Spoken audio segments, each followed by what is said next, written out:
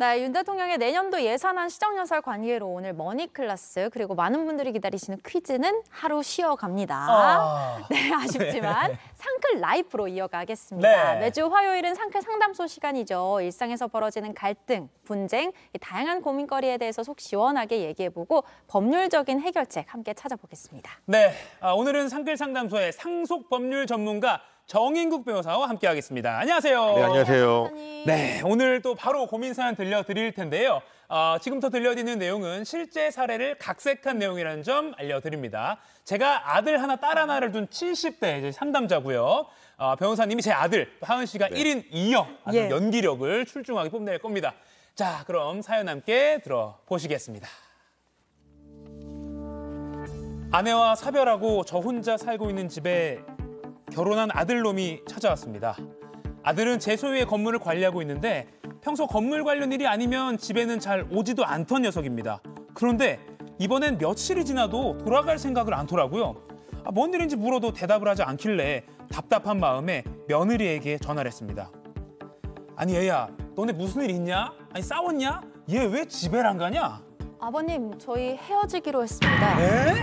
그 뭔 소리야, 헤어진다니. 뭐 이혼이라도 하겠다는 거야? 네, 아버님. 저희 이미 서류 정리까지 다 끝냈어요. 그 사람 짐은 제가 대신 정리해서 집으로 보내겠습니다. 자세한 얘기는 그이한테 들으세요. 이만 끊을게요. 매정하게. 잘 사는 줄 알았던 아들 녀석이 이혼을 하고 제 집으로 그냥 들어온 겁니다. 아들 녀석에게 왜 이혼했냐고 몇 번이고 물어봤지만 대답하지 않더라고요.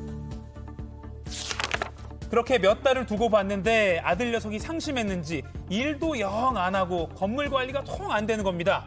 월세도 제대로 들어오지 않아서 제가 직접 상가에 찾아갔죠. 사장님, 무슨 일이세요? 오늘 식사하러 오신 거예요? 아니, 우리 아들이 요즘 정신이 없어서 못 챙겼나 본데 지금 월세가 몇 달째 제대로 안 들어오고 있더라고. 어떻게 된 거야?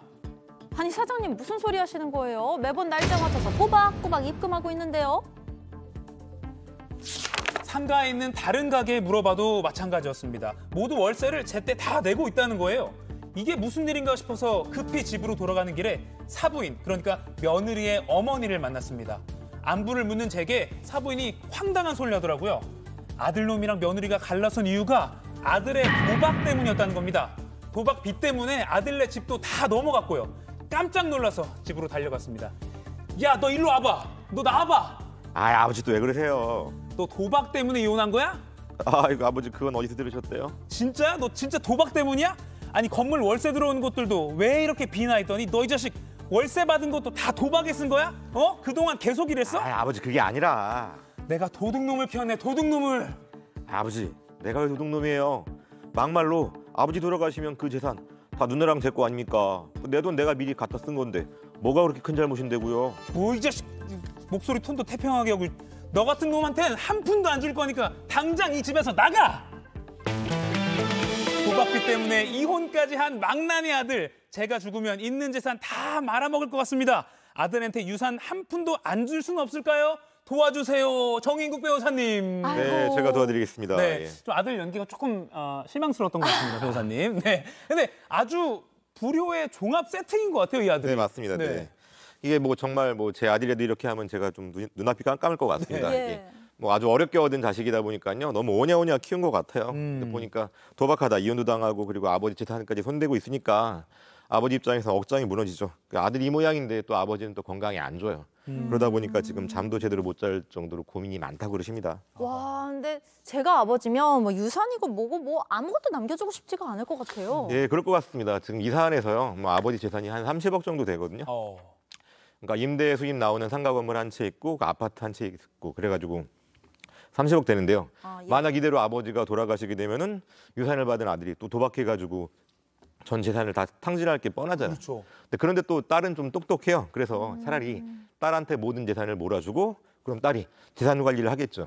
예. 그리고 아들한테 생계 유지에 필요한 어느 정도 지원을 해줄 것 같아요. 그래서 아들은 제외하고 딸한테만 상속을 해줘야 되겠다. 이렇게 생각하고 지금 방법을 생각하고 계신 겁니다. 그렇죠. 그러니까 이 도박빚에 시달리는 그 남자의 누나가 있는 거죠, 지금. 그럼 법률적으로 따져보겠습니다. 그러니까 첫째 딸 하나가 있고 둘째 지금 도박에 빠진 아들 하나가 있는 이 상담자입니다. 근데 원하는 대로 만약 딸에게만 상속하면 그 망나니 아들이 가만히 있지 않을 것 같아요. 이렇게 뭐 법적으로 싸움하고 막 누나랑 싸우고 막 그래서 막 다 막 좀 뺏어가려고 할 것 같고 딸한테만 부담을 줄 것 같거든요. 예, 그렇습니다. 맞습니다. 그 유류분 반환 청구라는 게 있죠. 네네. 그 돌아가신 분이 상속분을 어느 한 자녀에게만 몰아주게 되면요, 나머지 상속인들이 그 자신들의 법적 상속분의 일정 부분에 대해서 반환을 청구할 수 있는 권리고요. 예. 그래서 이 사건에서 상담자가 딸에게만 상속하겠다고 유언을 남겨도 네. 아들이 가만히 있을 리가 없죠. 나중에 유류분 반환 청구를 하게 되면은 결국 남매 사이의 사이만 더 나빠지겠죠. 그러면은 차라리 돌아가시기 전에, 그러니까 고인이 되기 전에 딸한테 미리 증여를 하는 건 어때요?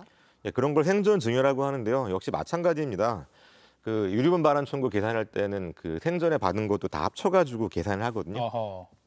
이 사건에서 각자의 상속분이 아들 하나, 딸 하나니까 2분의 1씩이잖아요. 네. 예. 그 2분의 1의 절반이 유류분이거든요. 어. 30억 재산이면 아들이 최소한 7억 5천만 원은 보장받을 수 있는 거죠. 유류분 반환 청구 소송 예전에도 저희가 한번 다뤘지만, 그러니까 뭐 아빠나 엄마가 누구 자식한테는 주고 누구 자식한테는 안 주고 이런 걸 좀 방지하기 위해서 권리를 보장하는 제도잖아요. 네, 그렇습니다. 네네. 자, 그러면 이 상담자의 고민이 아들한테는 아무리 봐도 안 주고 싶거든요. 그럼 네네. 뭐 어떻게 해야 돼? 방법이 없습니까? 뭐 아예 뭐 방법이 없는 건 아니고요. 네네. 일단 생각할 수 있는 게 이 딸이 결혼을 해서 아들이 한 명 있거든요. 예. 그러니까 딸의 아들이니까 이 상담자 입장에서 외손자죠. 외손자. 예.